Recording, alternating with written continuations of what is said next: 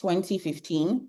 2015 was when I registered the company, and I was still working at the time. Then in 2016, I felt I'm a faith person, and I felt I didn't feel I was led to resign and start Teal Harmony. Now, obviously, I started it afraid because first, I didn't have any training. It's not like I had worked in any interior design firm. What had just happened was that I'd done a few things here and liked it. And I didn't even know that interior design was something that I didn't understand it at the time. What I knew it as was that if I buy furniture and I drop the furniture here and I put this amount of money on it, I'm okay. What that meant is that I'd productized my service. So my service was a function of the product I gave you and not necessarily service-based, right? So I grew Teal Harmony to a certain degree. And then afterwards, I just knew that, something was wrong. By 2016 May, I quit my job and went full on this project. Now, when I went full on the project, I thought to myself, I said, this one that you have gone like this, you better downsize and make sure that you're able to afford, your living expenses and all whatnot. And so I tried to do that. But at the end of the day, I thank God it did eventually turn out to be necessary. And I took on quite a number of like small jobs here. I did retail jobs. I did all kinds of things. But also, again, like I said, creativity is not a problem. So being creative was not a problem. Being resourceful was also not a problem. But as I grew, I realized that this was not how I wanted things to be. I remember one day, I was crying, and I wasn't crying because of what's the word now? I wasn't crying because maybe I'd lost money or anything. I was crying because I was overwhelmed. I remember that day I lay down on my bed and I was just crying, and I said, God, you that gave me this opportunity to do this job, there must be a better way of doing it, because I was exhausted. My back was breaking, and it was one of those things. In the morning, I'm excited. In the evening, I'm dreading it. Sometimes a client calls me and I'm afraid. I'm like, Jesus, this one is going to ask me to come and do one work. I couldn't even fathom it. And then I realized that because I'd also worked, I'd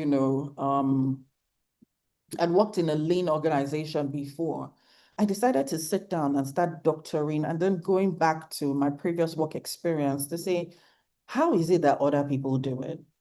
Now, by the time this was happening, this was by 2017, by 2016, I'd had my first, 2016, I had my driver, who was my PA. So it wasn't like it was a driver, it was somebody that was doing both jobs. And then I had an architect and hired an accountant, a copper accountant. Now, when I was done with this helped a bit. So I decided to go to the Certificate of Entrepreneurship to go and get that course in Lagos Business School. And I remember entering the class, and while I was in the class, my phone was just blowing up. Artisan was calling me, the staff was calling me, everybody was calling me. I was in the class, but I could not listen. I kept going in, going out, going in, going out. And then it dawned on me that there's no way I can do this class successfully in this way. So I decided to just stay back from class and then start documenting and writing and just putting things in place if this happens. And also, well, maybe because also I had a background I studied mathematics, and I remember in computer science, they taught us flow charts. If this is yes, go here. If it's no, go this way. So I started putting those things in place, and that now freed me up. So I was able to join the next cohort of that class. And as Teal Harmony grew, one of the things I would say is that Teal Harmony grew, it became, I was able to put some money aside, and then I ended up opening a factory. So for the factories, I said, okay, you know what, let's buy some machines, because we needed to have some level of control. We had a bad situation where we delivered furniture, and next thing, the thing started bringing out dust. So what was happening was that we'll go to the market, we'll buy the fabric, but we had no control of the wood that was going inside. And we also had situations where, carpenters will come, they'll start the work, drop it halfway, leave it. And obviously I'd done, so this was now 2022. So in 2022, I said, you know what, I want to have better control and be able to see what exactly goes into what I'm doing so that I can beat my chest. And if anything happens, I say, I know what I put into that. So we started a factory, and the factory serves Teal Harmony, serves other interior designers. And in actual fact, we now even started doing palettes for Dangote. And that was just a different, so that means that at any point, if there was a downtime, we were creating palettes, and that helped us for some level of revenue generation. And then from there, we moved to Till Culture. In 2023, I decided to go retail. And the reason why I decided to open a retail store, which is something that I originally thought I would never do, but it was also because my first founding reason for wanting to open a retail store was because I looked at it, I said, projects can be very consuming, time consuming. Well, retail, people come in, they like what they like, they buy it, and they don't necessarily need to know me or ask after me to be able to buy what they need to buy. So I wanted something that was not dependent on me having conversations with people. Hey, do we have a timer? Because I want to make sure that I've not spoken too much. Oh my God, it's 15 minutes already. And then from there, opened the retail store that allowed us to be able to have, you know, control again, because before, if you wanted to buy a sofa and I wanted just a 3-seater, you needed to buy the complete set. You needed to buy a 3-seater, a 2-seater, the 2 singles. And so what was happening was that I was now having things in the warehouse, in the store, hoping that I'll get projects to be able to do it. And I give this background because I want you to see how, with discipline, I have been able to move Teal Harmony from just the project to now factory, from factory to the retail store. And I'm hoping that some of the principles that I've applied that has brought us here will be some of the things that I will be able to share with you. Now, during there was a poll that was shared. I'd already created my slides, and then I saw the poll. I said, okay, we'll see. We'll see what we can do, how we can do some justice to it. So I think one of the things that I want us to learn from this session, one of the outcomes is I want us to find out what are the common pitfalls, like what are the things that are happening that we can, where's our money going to first? Where's everything, where's the profit leaking?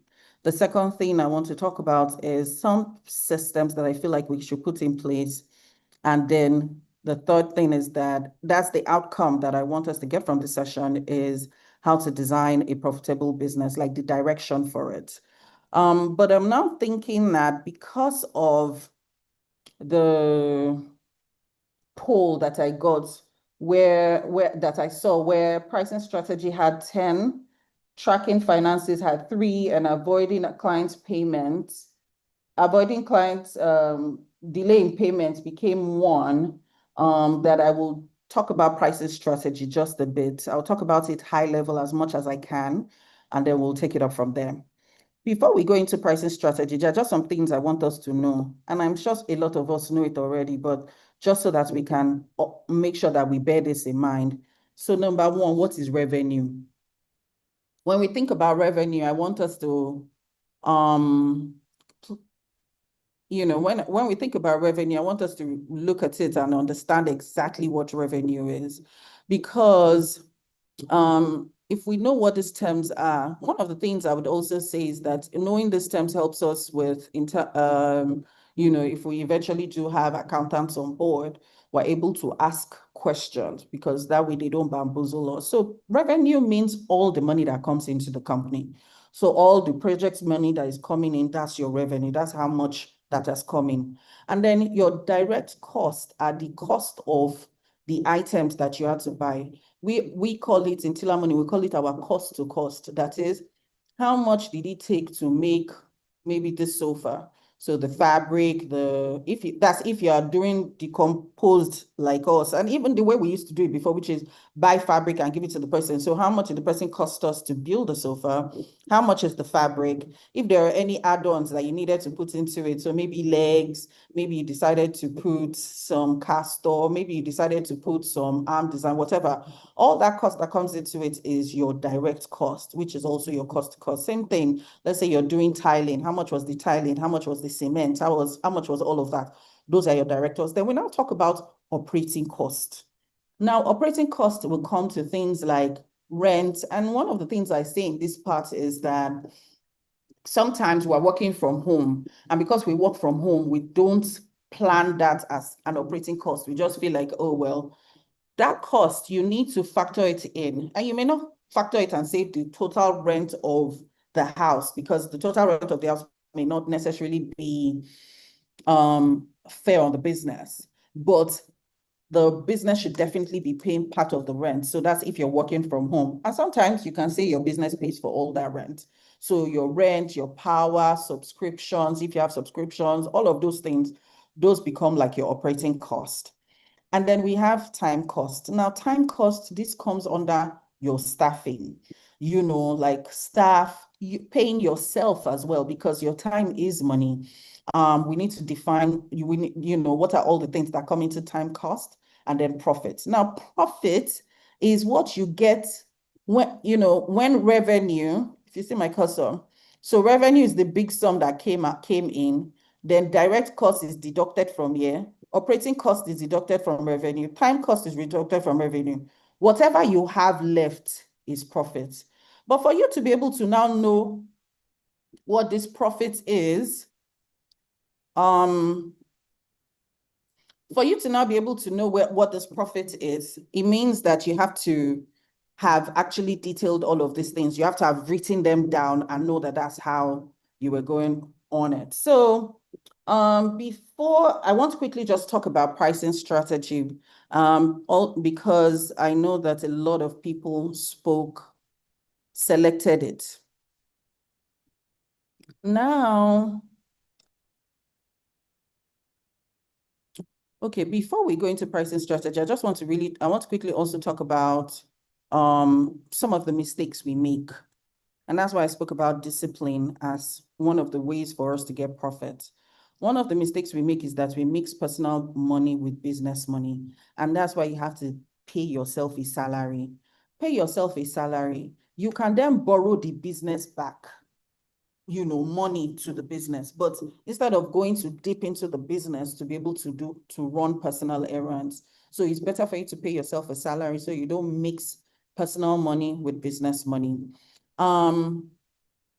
And then sometimes one of the problems we also have is that we build our prices on the basis of what other people are charging, and not on the fact that how much is it really costing me to run my business? And that's a big error in terms of, like, say, for example, now in retail, it's like going to different people's showroom and saying, how much is this person selling 3-seater sofa? How much is that one selling? Then and I'll say, okay, based on that price, this is how much we should sell ours. That is not a sustainable business, and that can never, it may lead us to some marginal profits, but the truth is that there's no science behind it. One of the things we need to be thinking about is how do we do things that become repeatable, such that even if I'm not there, somebody else can pick up this thing and run with it and they'll get the same outcome. So that's not a sustainable. So we don't price based on what other people are pricing. Somebody comes and says, come and do this 3-bedroom for me.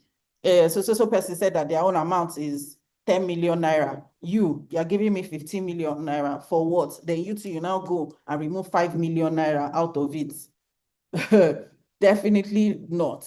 You have to understand why that 5 million naira is going. And if that 5 million naira is going, how does this impact the business? Again, it goes back to, the comment Joy made earlier about the person that wanted her to just put money on. Because if she goes ahead to put money on, the quality of the projects will be affected. So it's the same thing if you underprice yourself. Sometimes you're not even able to finish the project, or you go and borrow money to do somebody else's project. One of the things I always say is that my own house, I've not put all my money inside yet. Do you understand?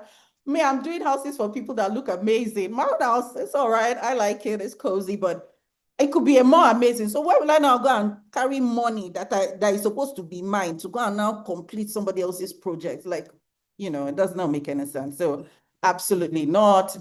And then also we must always remember hidden cost. We always forget hidden cost. And there's a lot of hidden cost that comes from like transportation, going back and forth over something, the time it takes for revisions. Hey, I don't like this anymore. Change this, put this. All those costs, they are hidden costs.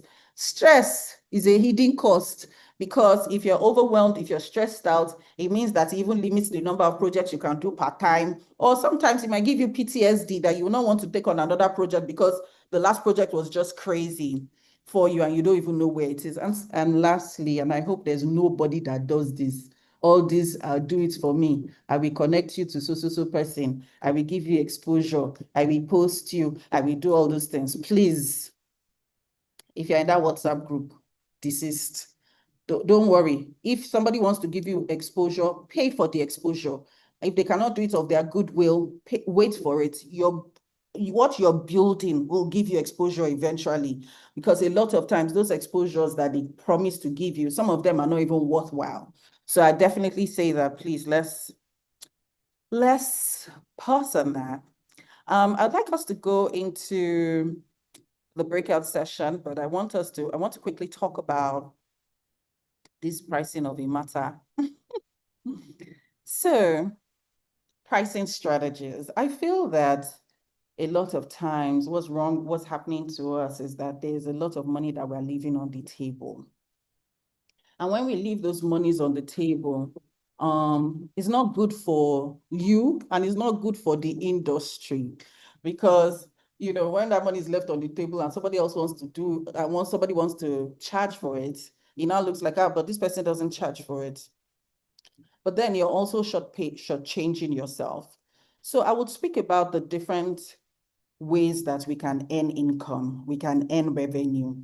And remember, I told you that in the beginning, all I was doing was just selling sofa, put money on it, and think that that is enough. And I was really happy about it too. But praise God that light has come. So one of the ways that we can earn revenue is through consultation fees. And consultation fees, for consultation fees, that one, you just do a fixed price. So just determine like, what is a minimum figure that I can do? And one of the things we want to think about in consultation fee minimum figure is that you want it to be something that has minimal boundary. That is, it doesn't become something that the client now says, this is the reason why I'm not going ahead with it. So if the consultation fee is too high, at the core of our minds, we understand that the main thing that we want is the project, right? So we should not allow consultation fee be a boundary for us to get the big one. So that means that we should plan flexibility around it. And what does consultation fee, what would that service look like? So what that service deliverable looks like is you get a brief document, which is, I went to your site, this and this and these are all the things that you said that you wanted. A site survey, what's the state of the space, what's the state of the walls, pictures, documenting it, putting it in a document, maybe a high level mood board, not a serious mood board, though, just, we call it look and feel, just a look and feel to say, based on the conversation that we had, a one-pager, look and feel, this is what we had, and coin it with some words. And then if you are able to do a budget estimate, that goes under your consultation fee. Give it a cost. That cost should be commensurate with, taking many things into consideration, transportation to and fro the place, you're taking your time into consideration. And then just the fact that you got the brief and you're able to reinterpret it to that person. You should be paid for that service. So that's service number one, where we can make money. The service number two, where we also make money, is in concept development. Now, I know that depending on what stage of business we are, some of us do concept development and we do design development together. It can be broken down, but also, pace yourself. You can do concept development and design development together. For your concept development, that's where you start talking about things like floor plans, 3D visuals, sketches, finished material, you understand. And if you're the type that provides a procurement list, you can go ahead and procure and provide that. For that, you should get paid. And then you now come into the design development. Now, the design development is when you now start going into like detailed drawings, specifications, sourcing list, maybe finishing schedules. You understand what I'm saying? And a proper procurement schedule. That's under design development. For us, we break them down into two sections, but you can lump them up. And then afterwards, you can, as you grow, you can then decide to separate them. And for us, how we charge for it is that we charge per square meter. We charge per square meter for commercial designs.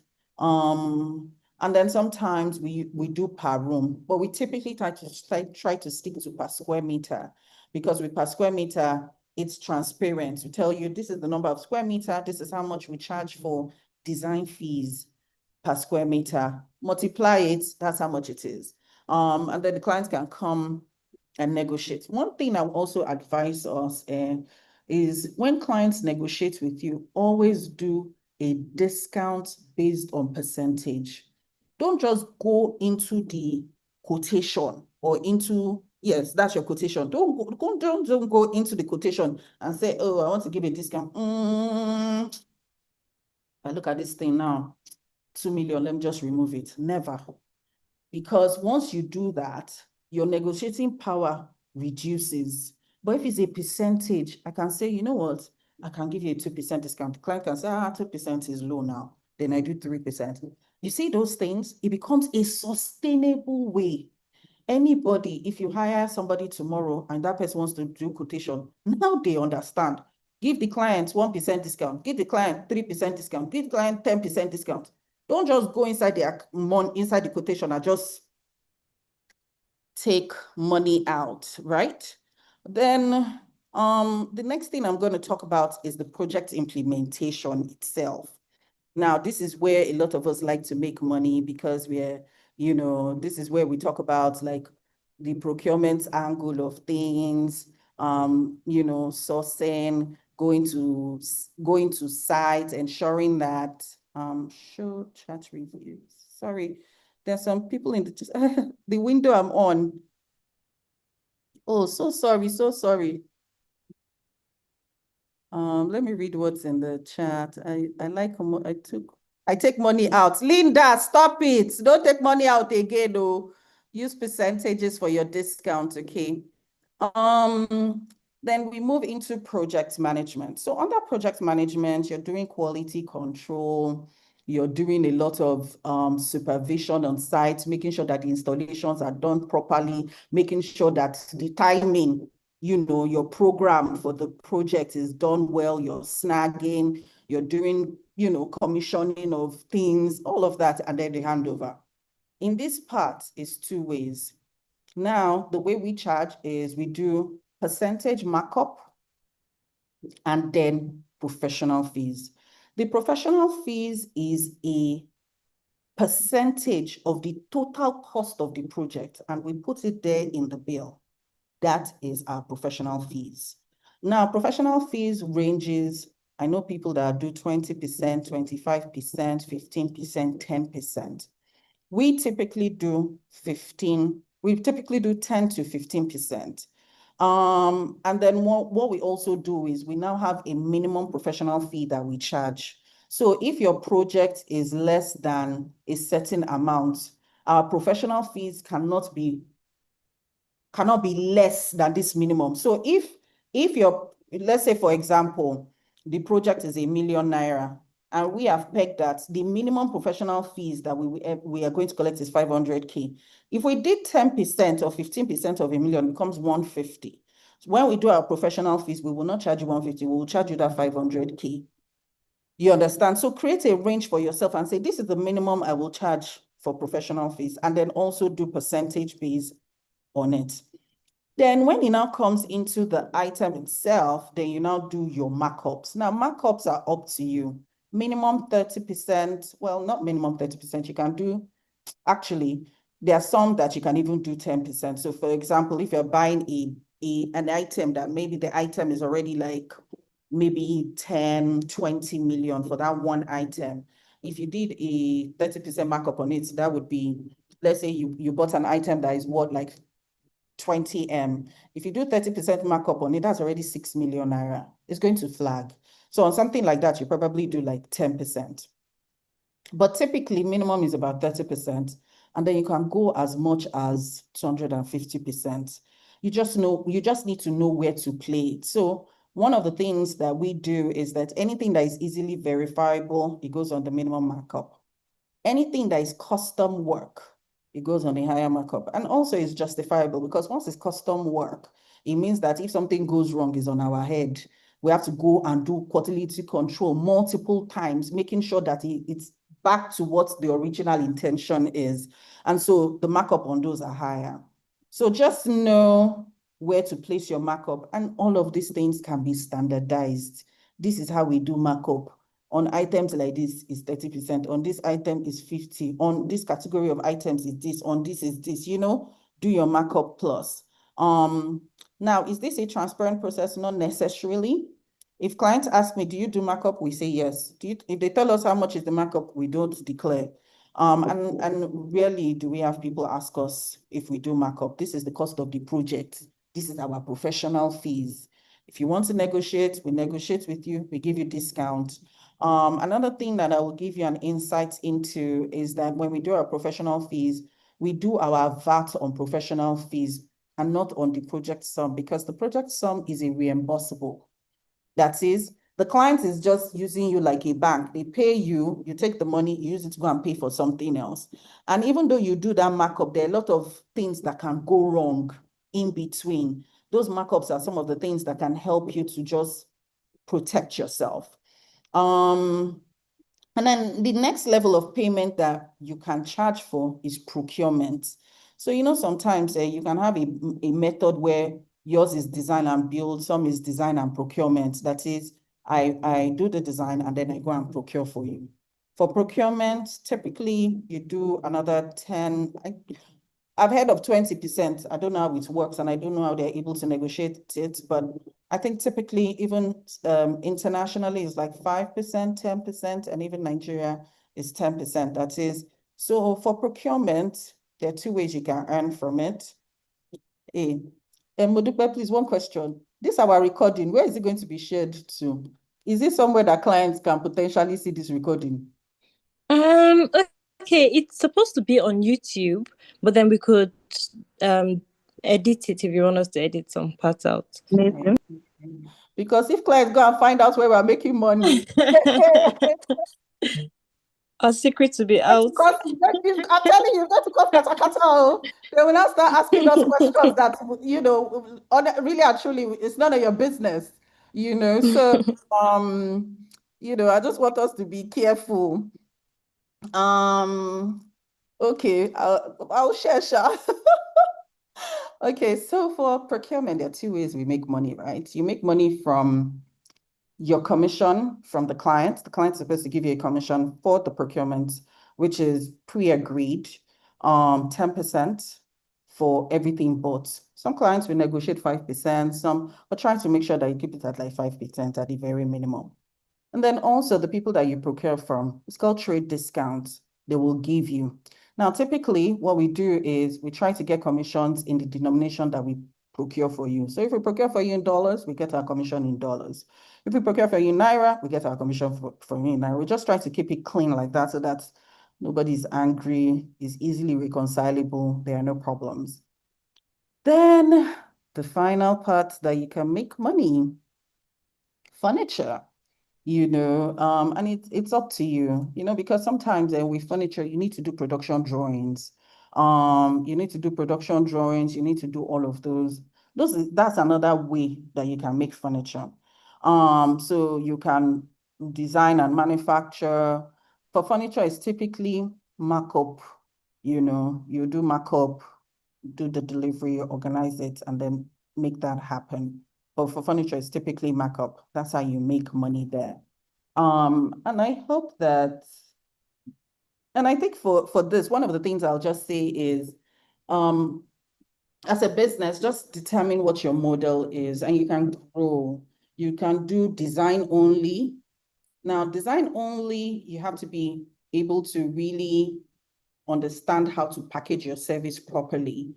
It may not, profit wise in terms of like, no, it's actually highly profitable, but in terms of like the amount of revenue that you generate from it, it may not be as much as if you did design and build. So if you do design and build, that's also fine. Then you understand the model that your business is. If you're doing design and procurement, you understand what your business model is, but just understand what your business model is. And I think that it will make a lot of difference in how you go on. Now, these markups that I've put, these are good ways to make revenue. And I feel like consultation fees and design fees are one of the places where you can make more profit, because on those you can actually qualify how much you need to spend on that. And those are where I think that things like your operating cost should be coming out of your operating cost, your salaries, as much as possible. Let them come out of your operation, your design fees, consultation fees, and probably your professional fees. So your markup should, as much as possible, be coming to the business, and it's not going as an expense category. So please, if you have any questions at this point, let me know.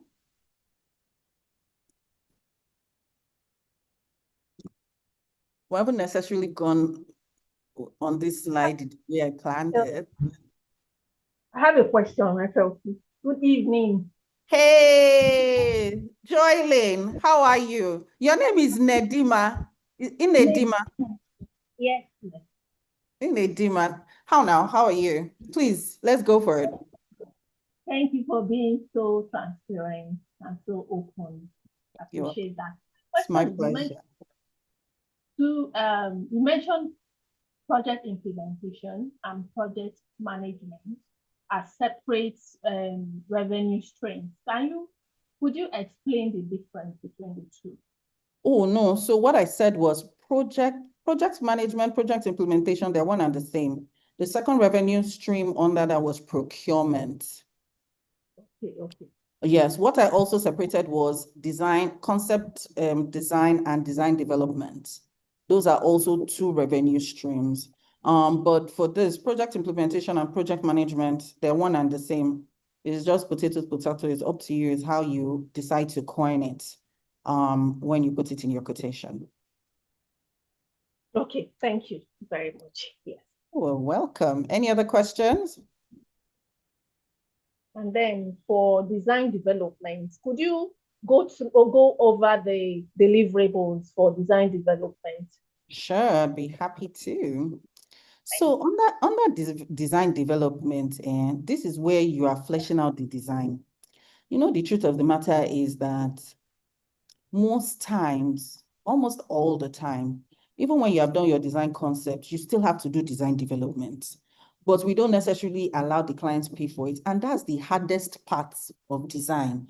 You see, concept is nice. This is how it will look. It looks pretty. Is this, is that. And everybody's like happy. Oh my God. The client is like, ooh, everybody's oohing, Now, let us now turn this concept into an actual working document, like a document that this is how we are going to be able to achieve and actualize this concept that we have put together. Now, that is pretty much where concept development comes in. And your deliverables around this, sorry, excuse me. Your deliverables around this, so for example, this is when you now start talking about your floor plans. This is where you talk about things like material selection, finishing selection. If for example, your elevations, like where are we going to hang maybe artworks, at what height, what the TV unit, the modeling of that TV unit, for example, from what angle, from what end to what end will be one material, from what end to what end will be another material, So this is the place where you do like drawings that, so for example, if you were taking to someone to produce furniture for you, you have to provide them with the drawings. What's the height of the backrest? The bed, what's the height of the bed? What's the size of the bed?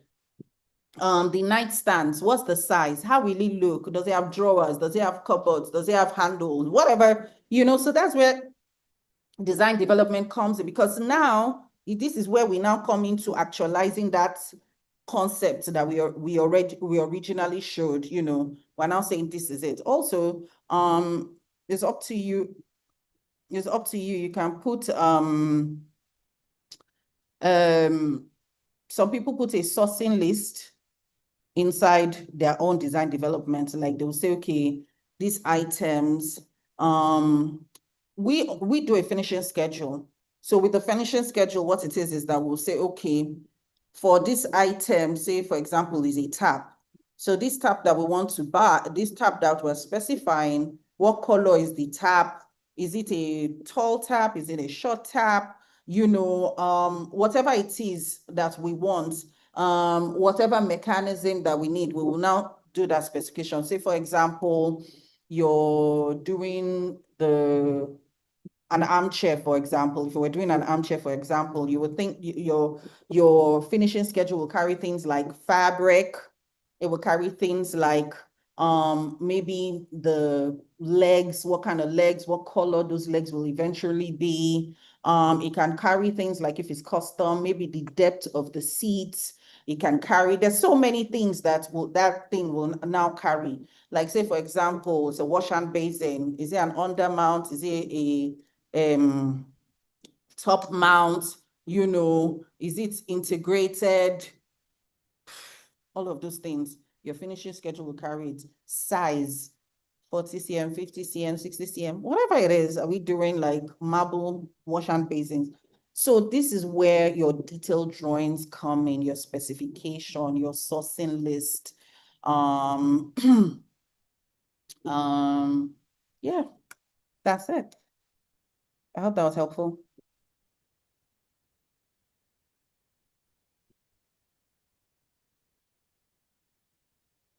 Jaylene. Yes, it's very helpful. Thank you. You're welcome. Okay, so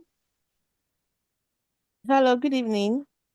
good evening, Teal Interiors. Yes, my name is still Tosin. Hi, Tosin. Yeah.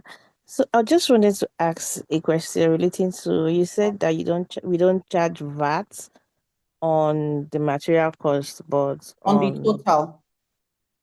on the total, but on the professional fee. Yes. So I wanted to understand how that works, because if FIRS is meant to like if they want to, request for their VAT, they are naturally going to ask for the VAT based on the money that comes into the account, right? Mm. So how does that work? So typically how it works is to, if you understand the concept of what we do is we're a project company. And because we're a project company, it's because me and you are talking about markups, right? But typically the client is not necessarily aware about a markup, isn't it? So for the client says, I paid you A to buy me, I don't know, maybe like, I paid you A to buy me a door, right? Now, if the client paid me 100,000 naira, I'll buy door, I will do masonry work for the installation, I will do all kinds of things. It comes at the associated cost of doing that door. And that's why I speak about discipline, right? Because if you have the discipline of taking down the cost of all of those things and you're having receipts, give me your receipts, write it out. If you cannot write receipts, write it on paper, sign, put your name on it, put your phone number on it.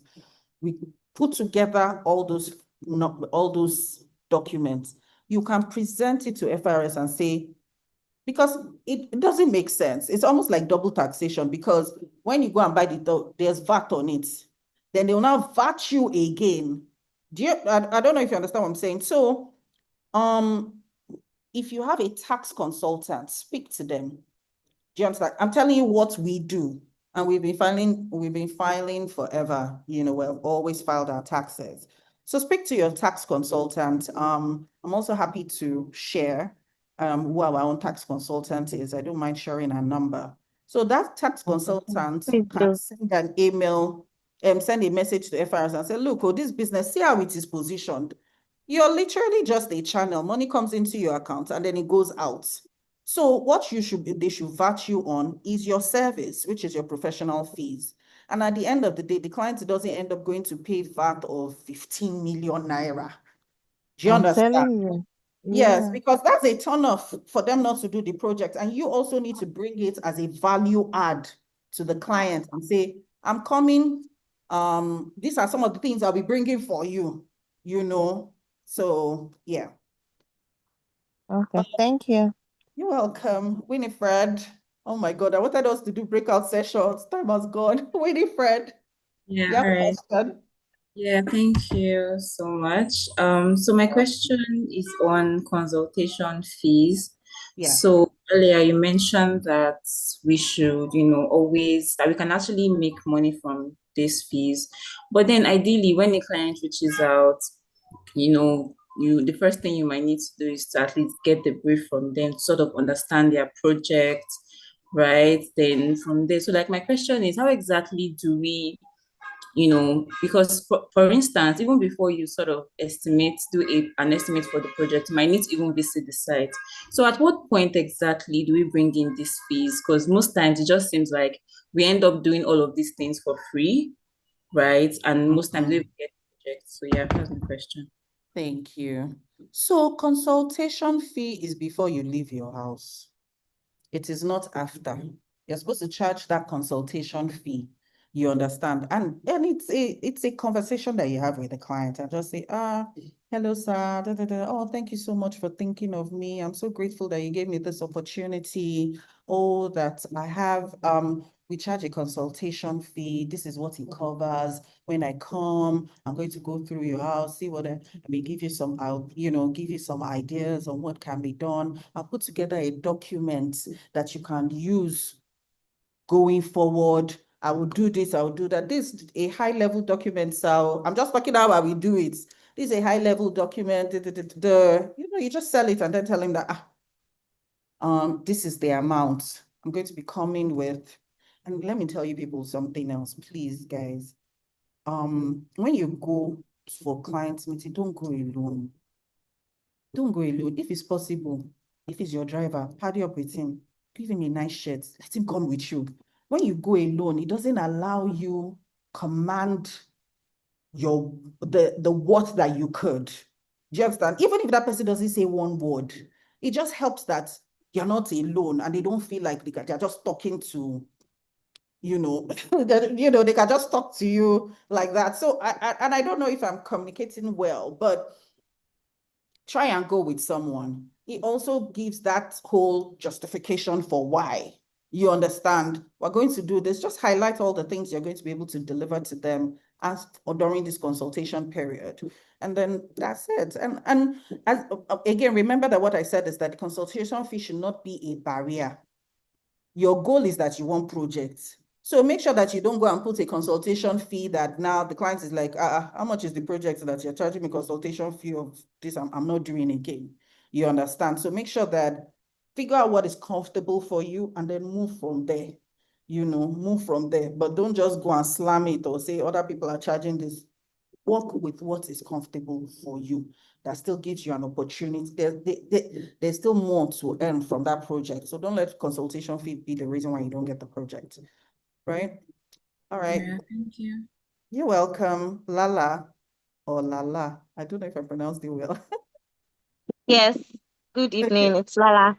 It's a nickname because people say Eniola is a mouthful. So All yeah. right. So it's Lala. So yes, it was my niece, my baby niece that gave me that name. So Oh my she's God, that is so sweet. so so yeah. So my name is Eniola Oluwa, and my question is around mostly um you know most of what you've talked about. And before I ask my question, I'd like to say thank you so much for, sharing your insights and your years of experience. Yes, Um, Lala. so when you're saying all of this according to, how you know, how we make profits and how you also what we call a bill of quantity, because I have an architectural background. I'm an architect and an interior designer. And I wanted to ask how you put what we call your profit and attendance in your bill of quantities, how it works, how you put it in. So that's where my question is leaning towards. Then maybe I'll have follow-up questions, maybe when you give me your response. Thank you. So, for us in interior design, we really don't do profit and attendance. And we should, but we typically don't. So, most times it comes out from our professional fees. And sometimes, even if you try to even put it in preliminaries, we don't. For us interior designers, we usually don't charge profit and attendance. But I do know that there's some people that do it.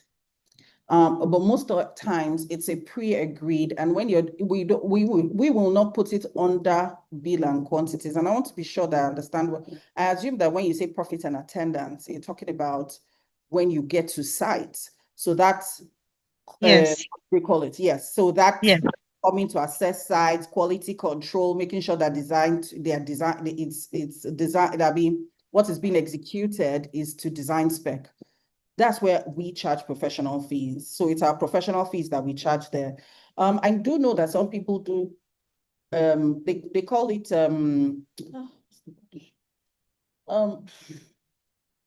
but it comes under when you're consulting on a project. When you're consulting on a project, it means that you're doing the design, you're not necessarily doing the build, but you are the one that is coming to check. So what typically how that's now charged, and it's usually pre-agreed, is to say, maybe I'll come to site, I will do 2 hours every week or 1 hour every week, and then this is my figure. If they call me impromptu, this is this. So all of that is now baked into it. But that would mean that you're not doing the build and you're doing design only, and maybe design and consultation. Design and consulting. That's it. But I hope that helps, Lala. Thank you. I think that works. And I think that's where my other or like a follow-up question would Yeah. come in. So in that case, I feel like since we're on the topic of, upscaling and maximizing, our business for profit, we came to make profit now. So I feel like there should be how will I put it? There should be like a particular scale of fees. Okay, no, not okay. Yes, I think the word is scale of fees. It would not only help the designers, but also help the clients, prospective clients as well, understand that this is what happens when you contact an interior designer, so that you don't have, oh, you're not the first designer that I'm coming to, or you're not the first interior designer I'm coming to. Nobody charged me the first time for the consultation. So why is your own different? And then you have to be the one to start to, defend your practice Send or it. something like that. So I feel like you're I can say you're a champion in the industry. So you and other champions can help make stuff like this easier. So we don't tend to be the one to, Have to fight be for it. yeah, be fighting I for it. It's something that it should be like a rule of thumb. They know when you contact an interior designer, automatically. So I think that's, and I know that's not a question. It's just a it's just a comment, and I'll add to it, right? In an ideal world, it would be perfect. But in Nigeria, interior design is not regulated. Barrier to entry is very low. Anybody can wake up tomorrow and say that I'm an interior decorator and I'm an interior designer. And guess what? They may get projects that are bigger than me and you projects combined together, And so because of that, there's so many variations and so many ways of doing it. But one of the things that I've learned that has helped is educating the client. If you educate the client, a lot of people, and the people that don't reason with you are probably people you should not work with. Do you understand? But if you educate the client and say, oh, and that's why, oh God, there's so much.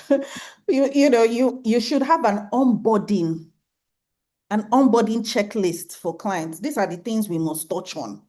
Do you understand? As we start the conversation, we talked on this. I'll tell them what is the next step. After this, this is this. After this, this is this. By the time you give the client all that, they're like, I'm in safe hands. And sometimes it's even the client that will be reminding you and say, la, but you said that I was supposed to do, the next step is this. But I realized that we need to have that onboarding checklist that we use to educate the client and tell them our why. And sometimes it's not all the time I charge consultation fee. I need to be honest with you. That sometimes I don't charge. And the things that influence me not charging is, for example, a lot of times it's difficult to charge consultation fee on a referral job. So if the person has already referred me, and maybe the person that referred me is like an, senior person, somebody that I know that I've done quality work for, likely is going to attract a same type. I'm not going to likely charge consultation fees because the person has already said, oh, Folakemi, so person, I've introduced you, they're going to call you, this, or take his number, call. In those situations, the people I charge, most times I charge consultation fees are maybe you referred me, but I've never worked with you before. So I don't even know your capacity. I don't want a time waster. Or maybe you came from social media, or maybe your source of coming, I don't really know it very well. I can't really quantify the likelihood of me getting the job or the potential size of the project, then I will charge. So yeah, I hope that helps. Yes, thank you so much. You're Thank you. welcome. Querida. Good I hope I evening. pronounced it correctly. You did. Hi, sis. Hi, how are you? So good to see you here. Same here. So good to see you. Okay, so I just wanted to add to what that person said. Awesome. Yeah, so what I normally do when I started out newly with this consultation thing, because there's always that issue, especially when you are new, you've not built enough portfolio. People like Teal Harmony, like almost everybody just know that, okay, Teal Harmony, those ones are big now. Who are you? What jobs have you done? So when I started out like that, I would say the consultation fee is refundable when we get the project. And if for any reason we don't get it, it is non-refundable. Then just make sure you highlight what the consultation fee covers. Logistics to site, coming up with designs, then maybe a brief mood board, let them just have something. The mood board is something that they will not be able to work with, except the person is, really, really smart. But it's just to justify what you are charging. And then once they hear that, oh, it's refundable, trust me, most of the time they fall into it. Now I don't do that anymore. It is not refundable now. But then when I just started out, it helps to bridge that gap. I just wanted to say that. Thank you so much for sharing. And I'm so glad that you brought that up because really and truly, we used to do that before. We used to do refundable, and I totally forgot about that. But thank you for sharing. That was awesome. Good evening. Hi, Joy. Good evening. Good evening. Thank you for this opportunity. So my question, you talk about the different ways of making money, and when it comes to when it comes to you giving the clients your bill, and the way, depending on the client, the way you would do the quotation, and most clients will say, oh, break it down for me. And I will like, what other breakdown do you want? Because most clients, you break it down for them and they end up going to use your quotation to buy the material and tell you to come and do the job. Like, really? So most times when I give a client quotation, I don't really do that much breakdown. So, but most clients will ask, I want a breakdown.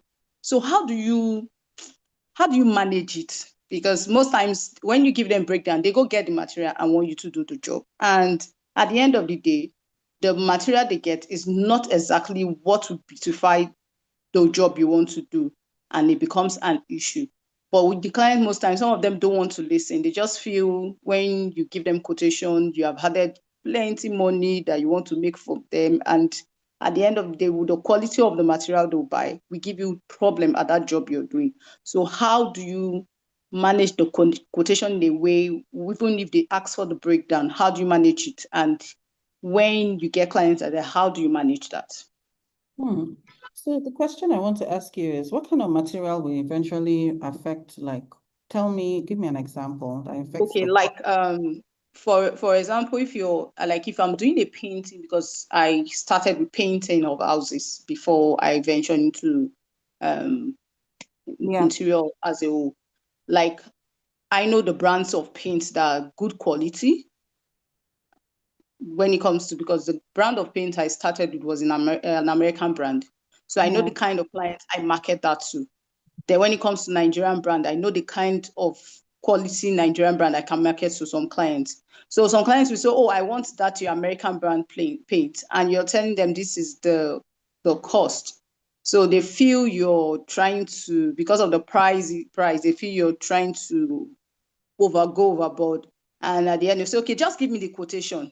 And they go get another brand. And most times, these Nigerian paints, they just rebrand. What some people do, they brand the bucket and mix another paint inside. But when you try to tell the client, let me buy the material, they'll feel, oh, your price is too much. They feel they'll get better off. At the end of the day, they go get the paint, but is the material inside the bucket is different from the actual brand of paint they buy. And when you start using it for the building, you start seeing the errors seriously, and it gives you a lot of pain and concern. And when you're trying to explain to them, they don't want to hear the explanation. They say, yeah, they bought the brand of paint, but it's good. So therefore, it's from your own end. So most times, how do you deal with clients like that? Like even for furniture, for steel furnitures like key holders and of channel, the lightings and all that. They just feel they know better. And at the end of the day, they buy the useless one. And it now all fall back to you that you didn't really actually do the work very well. So how do you handle that? So I'd rather frame it differently, right? So for me, when people ask me and say, give me the breakdown in terms of, like, say for paints now, how many buckets, blah, blah, blah, blah, blah, blah, blah, I'll give it to you. I don't even make any fuss about it because it reduces my own liability and it shifts the risk back to the client. And anything that shifts the risk back to the client, it means that my profit is protected because I already know that this person is paying me labor only. So whatever coverage area that paint gets to, that's what we're gonna do. If the thing, when they were covering it, it did not cover well, they had to put like 10 coats on something that ideally 2 coats would have covered. Hands up. And what you do, is transparency is good because it will shift liability. And what you will now do, when they are doing the paints like that, do a video. Hello, sir. I just want to say, you won't say, and one thing we must learn, we cannot tell the client that what you bought is bad, it's your fault. Do you understand? No, you're not coming at it like that. If not, the client will turn around and say, it's because you don't want to do the job. It's because I bought the paint. You're the one that now made it spoil. It's because, do you understand? So you're talking like me and you, we're partners. And really and truly, we're the partner of the client till we hand over the project, right? So we just say, hello, sir, I don't know what's going on. This paint, sir, look at it. This is coat 1. This is coat 2. You understand? If there's a way you can document what is going on, you will sound concerned, like, oh my God, I don't know, who is the person you bought? Can I call the person? How can they sell such horrible product? You're on the side of the client. You cannot do, I told you so. Do you understand? So you have to shift risk and liability to them, collect your labor only, and your labor says that you are painting. By the time you do how many coats and the whole wall is not covered, you come back to him and say, I'm so sorry, I have done it. So one thing that I also want to say is that, that's why BOQs are good, because BOQ will tell you that 2 coats or 3 coats. Do you understand? By the time you start doing 10 coats, you do 10 divided by 3. I've fulfilled my own end. So I'm sure you understand. I don't know how you develop your bill, but maybe those are things you need to start putting. How many coats are you planning to cover? This is the basis for why I charge this label. If I end up doing more than 3 coats where I'm supposed to do 3, I will have to come back to you and ask for more money. But let them buy, they buy bad lighting. Oh, well and good. The beautiful thing about when you shift risk and levels, and this is something I tell people, like if a client comes now and says that, don't worry, I want to buy everything. Tell them, thank you. I would really love that. That's fantastic. I like that very much. By the time they buy 1, buy 2, buy 3, do negotiation to pick one light, they have to decide, okay, is it gold? Okay, is it crystal? Yeah, is it what length? Can it drop to 1 meter, 1.5 meter, 1. Do they know the amount of questions you have to go through? You have to figure out the bulbs. Are they E15? Color? Is it warm white? Is it daylight? For one chandelier, the amount of decision, let them go and buy it. By the time they do first decision making, second, and they see the complexity, they will come back and respect it. Most times they give up. By the time they do like maybe 10 or 11 procurements, and you'll be giving them support too. I just don't follow them over the phone because you're not paying me for it. Let them go, let them buy, bring it to you, install, charge them labor. By the time they are frustrated twice, 3 times, I promise you, they will come and say, that's your bill again. What can you do for us? They'll most likely give it to you again. So always, don't worry, shift risk and liability to them. Oh, I think you're all the better for it. Locasa. I hope that was helpful. Joy. Yes, ma, it was. Thank you so much. Locasa. Hey, Yeah. Modupe wonders. So she Good said that it's evening. only 1 hour we have. Oh Lord. Okay. Good evening. Hi, Good Locasa. evening. How are you? I'm very well, thank you. Thank you so much for your transparency. And I actually just wanted to add, before you answer the Joyce question, I just wanted to, add, but I'm very glad you said most of the things I would like to also mention. Like I've had this experience where I did a hotel project, and I think this my client is someone that has trust issues naturally, not just me per se, generally with the people that have been working for him. So when I knew that he's that kind of person, I said, okay, that's okay. I'll be very much glad if you get the this. And he was surprised. Then at a point, he said, okay, he will still want, since I'm the one bringing out the design concept and all of that, he will still want me to like join him to make selection. And so what I did, because I just want to add this. So what I did is I told him for every time I join him to go for selections of material, he would have to pay me for that. So way before we go out. So this way I was able to like differentiate my service charge. And because I did more of the design yeah, it's just basically design. He was the one that sourced the materials. But each time we go to the market, I usually get paid for that service because of my time. So over time, he just said, you know what, you can always just go and get these things. But at a point, he had to just build trust and said, okay, just go get this. So I think sometimes when you become so pushy about trying to source the material, then you start having trust issues with your clients. This is what I actually just wanted to add. Thank you Thank so you. Thank you. That was so good. So good. So good. Okay. I think we can now begin to bring this to a close. Thank you all very much.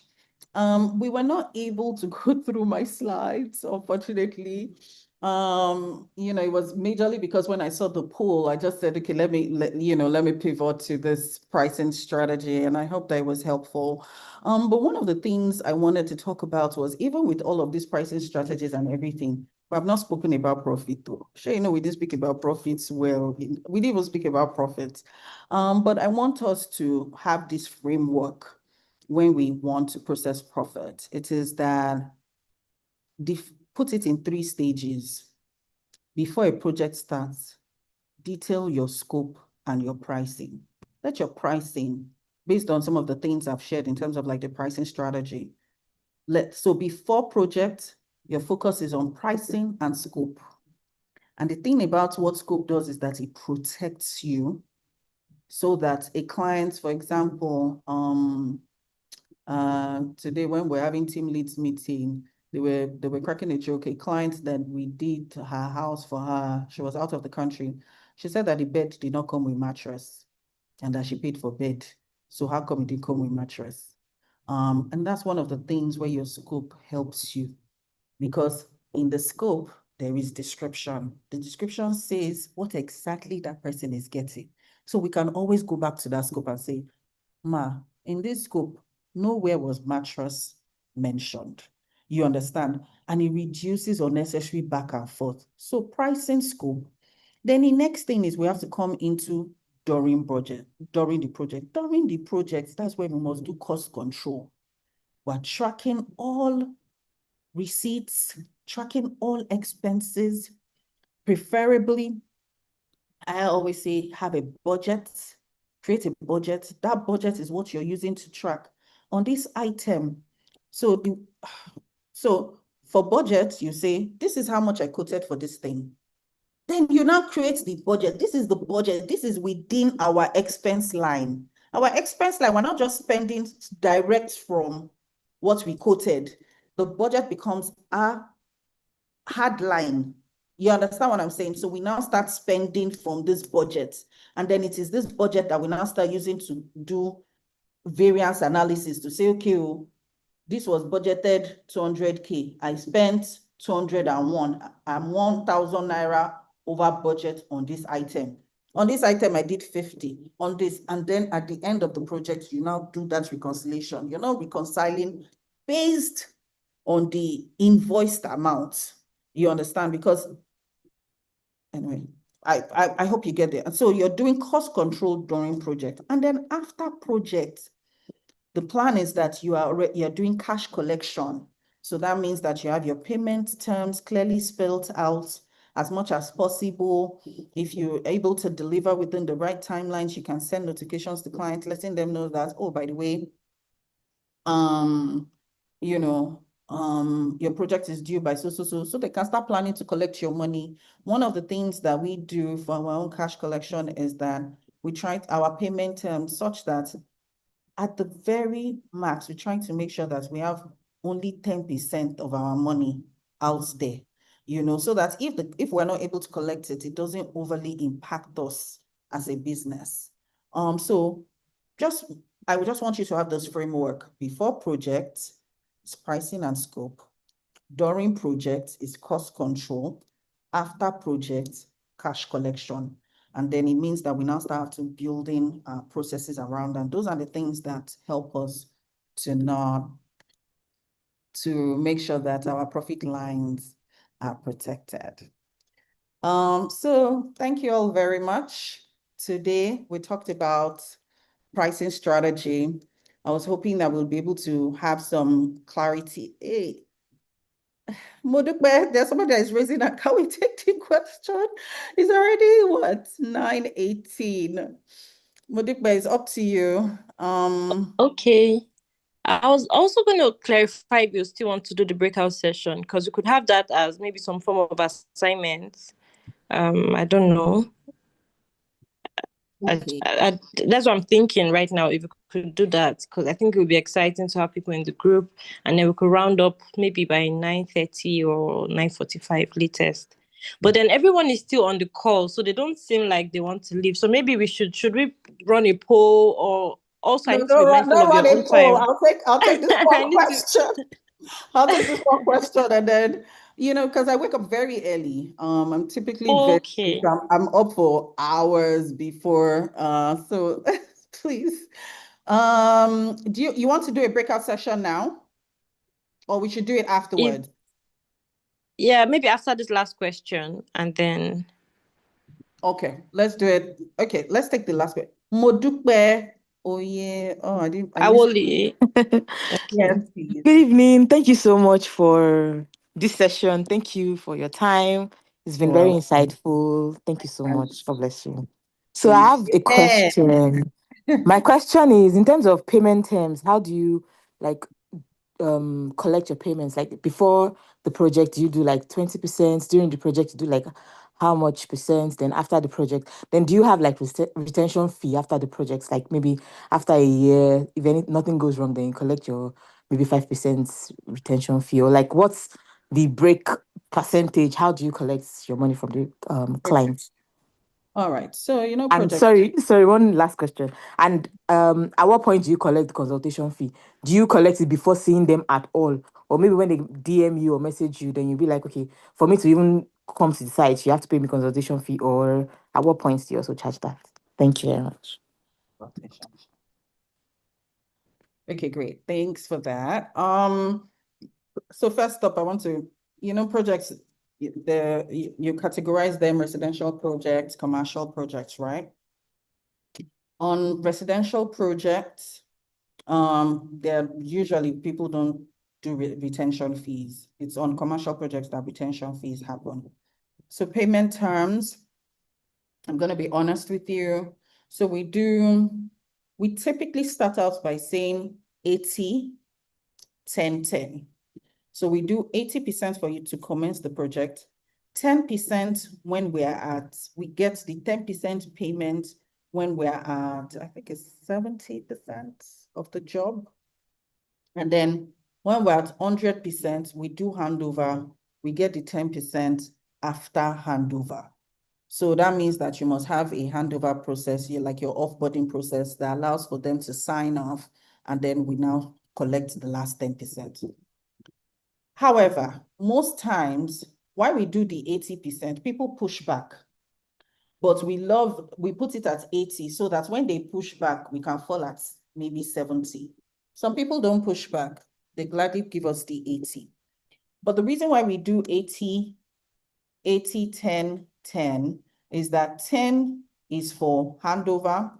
We try to make sure that we get at least 90% of our money before handover, so that we're not overly exposed financially. But there are situations, so sometimes, if the project's value is a lot, hundreds, sometimes the client will say, I'm going to give you 50 now. We accept it as well. But what that does is that we create milestones for them. We'll tell them, if we take 50 now, these are our deliverables under this milestone. Once we are hitting that milestone, most times once we reach 40%, we'll send you an email requesting for further payments. And so a lot of times what we end up doing, sometimes we do 50, they'll do 50, 20, 20. This is our most ideal model. So we do 50, we do 20, we do 20. Again, it's still making sure that we get 90% of our money before handover. Then for commercial clients, they do retention. So for commercial clients, what we do is, commercial clients, they're different, they're a different kettle of fish, right? But typically, they would most likely push back to 70. So we do 70 with them, 70% upfront. And then we do, I think we do 10. Then we do, I think it's 10, 10. No. So we do, with them, we do 70. I think we do like a 10 and then maybe like a 5. Then they take 5% retention. But our retention is 6 months. We don't do 1 year. 1 year is too long for retention. Why? So from the agreement, it is there. We do 5% retention. Yeah, pretty much that's it. But as much as possible, again, we're trying to push that we get most of our money out before we hand over. That's always the goal. So most times, even in the way we mix it, it is always that no matter what happens, 90% of that money, we try to collect it before the project. And also it makes the clients feel comfortable. Then regarding consultation, I never tell clients that if you don't give me consultation, I'm not coming to your house. Never. What I would tell you is that, oh, we charge a consultation fee. This is what the consultation fee entails, blah, blah, blah, blah, blah. Can I please have your email? We'll send you an invoice. Do you understand? I feel like as much as possible, we don't want to come across as too transactional, even though at the end of the day, it's a transaction, but we don't want to come across as too transactional. So I rarely ever tell anybody that I'm not going to come to your house if you don't pay me what do they call that thing? Consultation fee. And I don't know if that answers your question. Yes, it does. Thank you so much. You're so welcome. Okay. Thank you so much. Okay. Yeah, so I was just gonna say that maybe, and maybe this is something that we can just put on the group, Okay. So and I'll call it like a systems audit, So which systems do you currently have? Is it clear pricing structure? Is it written scope? A clear written scope? Do you have cost tracking as a system, or do you have payment milestone? Like, what are your current, so we're doing a systems audit, and I want everybody to go back and look and say, or better still, please put it in the comment section. Tell me which one of these you currently have as a business. Do you get? Which of the systems do you currently have in place? Do you have a pricing structure system? Do you have a written scope? Do you have cost tracking? Or do you have payment milestones? Please, if you could just put it in the comment section, I think that would be really nice. Is there anybody that has any of the systems? Pricing structure, thank you. Titi Lopez says she already has pricing structure. Is there anybody else? Okay, so let me change the question. My question to you then will be, what is the one thing that you're going to fix now after this session? What are you going to fix? Are you going to go and fix your pricing structure? Are you going to go and, which pricing strategy are you planning to implement? Just let me know, what are you going to fix after this session in your business? Please put it in. Grace said everything. Okay, but which one are you going to prioritize? Which one are you going to do first? The first one that is on top. Have a written scope, client packet, standardized pricing, billing structure. Nice, Lala, but one. Okay, Grace says she's going to focus on pricing structure first. Awesome. Anybody else? Pricing structure, nice. Anybody else? Written scope and pricing structure, that's nice. Price structure, nice, okay. I love it. Price structure, Miriam says price structure, Lala, price structure, Fumi, price structure. Tosin says price structure. All right. I see price structure is winning here. Okay, awesome. So guys, today we were able to talk about, pricing strategy. We spoke about some level of system audits, some level of strategy that we can apply. And I'm hoping that, we were able to get clarity in some areas. And I know that if you're honest with yourself, you probably already know where there are gaps. And I see that some people have already started highlighting where the gaps are in their businesses. And honestly, I didn't expect that we were going to, I thought that 1 hour was going to be more than enough, but we spent an hour, 28 minutes, and I wasn't even able to go through my slides. So, but in this, we can't really do as much as I really want us to do. And that's why I'm opening a 6-week cohort starting April 2nd. It's for designers who are ready to stop guessing and want to start operating with intention. And each week we'll be talking about different areas. So one of the areas we're going to be talking about, a designer becoming a CEO. What's the mindset that you require for that? How do you define your business properly? Clarifying what you actually sell, and also choosing what type of model that you're going to be doing. Then the next week, we're going to talk about structure, financial foundations. We'll be talking about, pricing in depth. We're going to talk about understanding profits. We're going to talk about the different things that will help us to understand why we are not making money, where money is, and how we can make more money. Then we will now go into,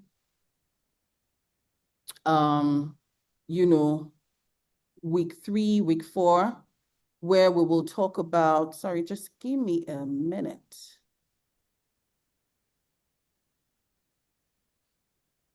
Oh.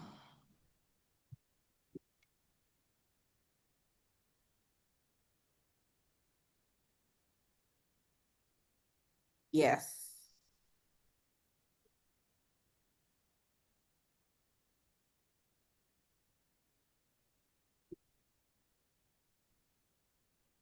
Sorry about that break in transmission.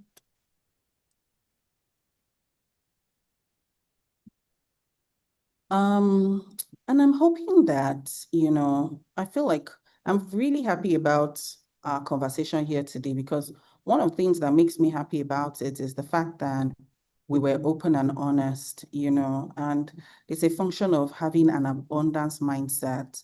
A lot of times some people want to be cagey and they don't want to share because they feel that if they share, then somebody will go and copy their style, which ends up just being bad for everybody all around. Whereas imagine if all of us were able to, if we're able to share consistently, I think that we would have a better ecosystem. Was it Lala that mentioned the architect? Was that Lala? Yes. Yes, that's exactly. That spoke about how do we make sure that all of us are speaking the same language, where each person speaks about, this is the process, this is how, and then they speak to this other person, and we're all saying the same thing. So at the end of the day, the client is coming back to us, So these are the things I feel like we really, really need to start. We need to be sharing more of, and not hoarding.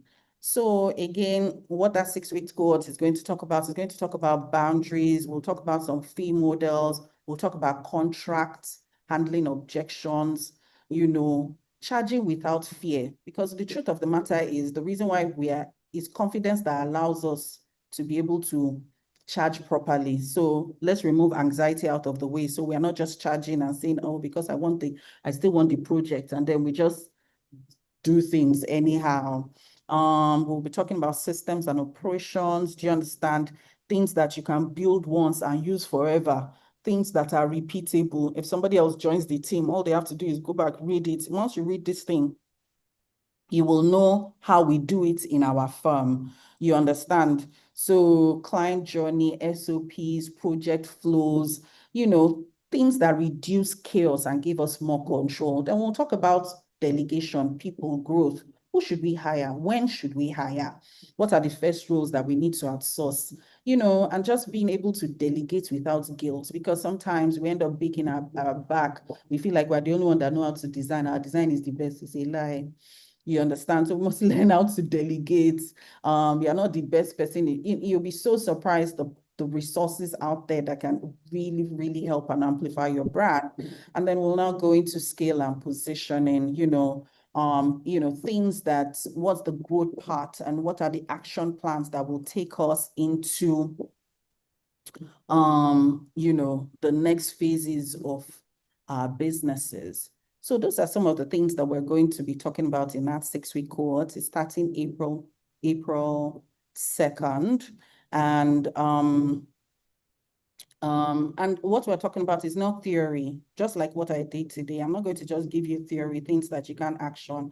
And I'm not going to give you all those Oyinbo style, things that you can, without the Nigerian context. You'll have the Nigerian context, it will be for your business practice, real life.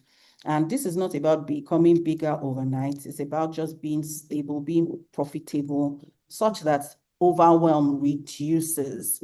And so if the session resonated with you and you like to hear more details, and you like to work closely with me and you're ready for the next level, Caro, are you still there? Caro is going to put a link in the chat so you can just register for it.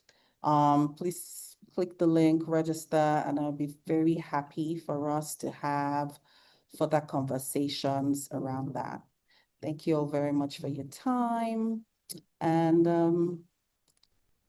also, you can contact me, like if you had some questions you wanted me to clarify for you. And sometimes some people are introverted, they're shy, they don't want to ask in a public place like this. That's okay. So you can chat me. I'll be very happy to answer those questions. So Kara has put the form in the link. I'll be in the chat session. So please click the link, register, and we will get back to you. Thank you all very much. Thank you so much, FLK. We'll definitely put the link on the group chat as well. And we're expecting that everyone on this call should register. I mean, you have no reason to not register. You've learned so much this night. You've seen the openness. You've seen you've gotten so much, so many business secrets has been leaked. So you can't even, not be part of this. Thank you once again, FLK. And then on this note, we'll just end this call and also encourage that the conversations continue on the group. The whole point of this community is that we keep supporting each other and thriving together as a community. So thank you, everyone. Good night. You can unmute and say good night or something. Good night. Good night. Good night. Good night. Thank you so Good much. Night. Thank you so much. Good night. Thank you so much. Good night. Good night. Thank Bye. you. Good night. Good night.